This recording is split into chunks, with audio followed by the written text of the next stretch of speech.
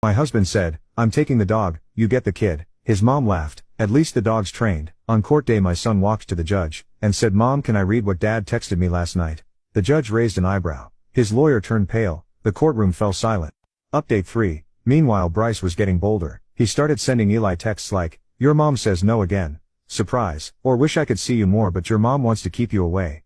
It was textbook alienation, but trying to explain that to a judge, it felt like trying to prove a ghost existed. My lawyer Denise was careful but honest. She said, "Unless there's abuse or something solid on paper, judges like balance. They won't favor one parent without evidence." Evidence. That word haunted me because most of the damage Bryce did wasn't through bruises or threats. It was through tone, through lies passed like candy, through erosion. Eli was being eroded. Still, the court date was set. I had 2 weeks to prepare. I spent every night going through our text chains, organizing dates and entries, building the quietest case of my life. Then one night I went to check on Eli and found him sitting up in bed, his face pale, holding his tablet. "Mom," he asked, his voice small, "I don't think Dad meant for me to see this." He handed me the screen. I scrolled through the messages, my stomach twisting with every word. There it was in black and white. Bryce texting someone, his new girlfriend maybe, ranting about how Eli was soft, how he'd get him fixed once he got more custody. And the worst one, "Can't wait to be done with that brat so I can get my real life back." Eli looked at me, eyes glassy, and asked, "Is it my fault he doesn't want me?" I felt my entire body go cold.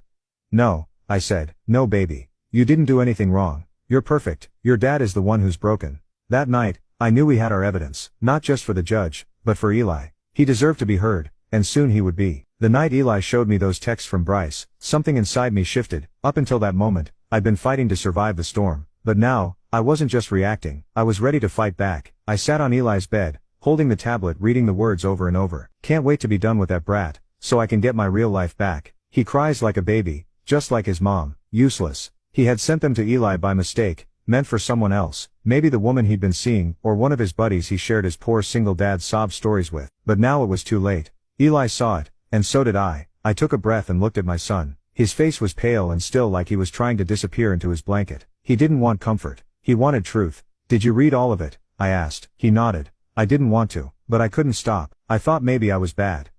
"No," I said immediately. "You are not bad, Eli.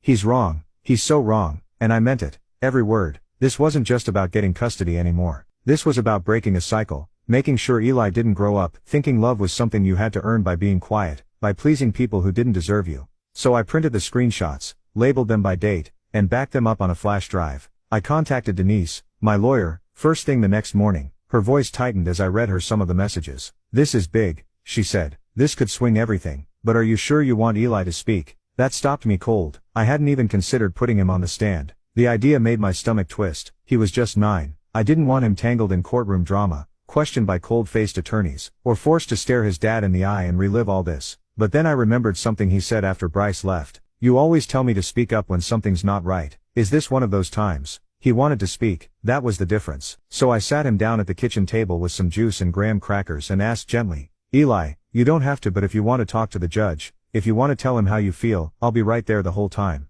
He looked at me, serious beyond his years, and said, "Can I show him what Dad wrote? The judge needs to know the truth, right?" I blinked back tears.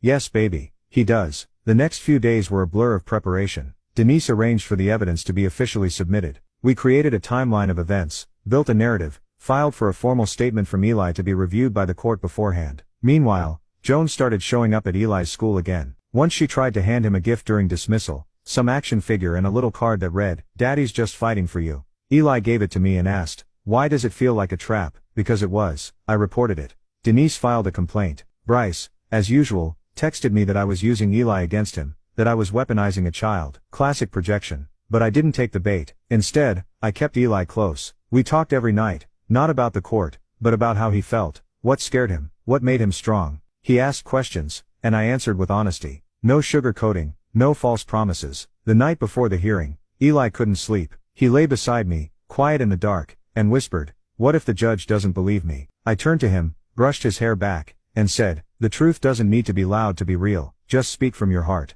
That's all you need to do." He didn't say anything after that, but he reached for my hand and held it tightly. Now you can watch the 4th part, by pressing share and more.